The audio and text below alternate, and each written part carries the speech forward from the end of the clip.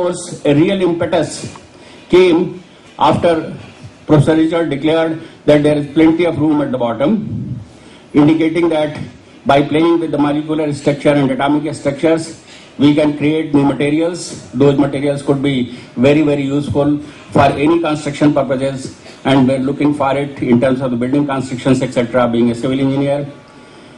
In the year 2000, the real impetus has come, and in 2009, we were lucky that the UPTU has started a new course, although of course optional, at the second year level on the nanotechnology.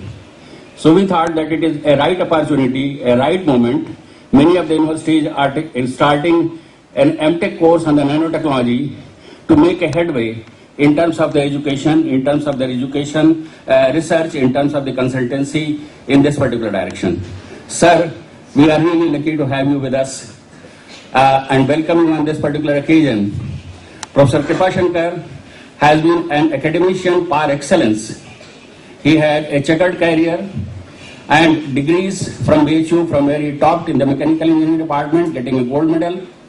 Then at IIT Kanpur and then Cornell, and wherefrom he did his PhD, returning back to the IIT Kanpur, where he devoted most of his time for the students' welfare, being dean of students, etc., and teaching in that particular alma mater.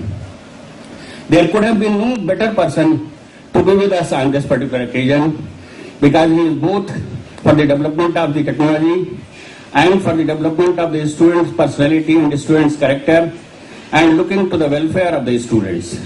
Sir, we are indeed having a great pleasure that you could spare your valuable time to be there with us for some time, at least for half a day, and to educate us, to give us your blessings, to boost our morale.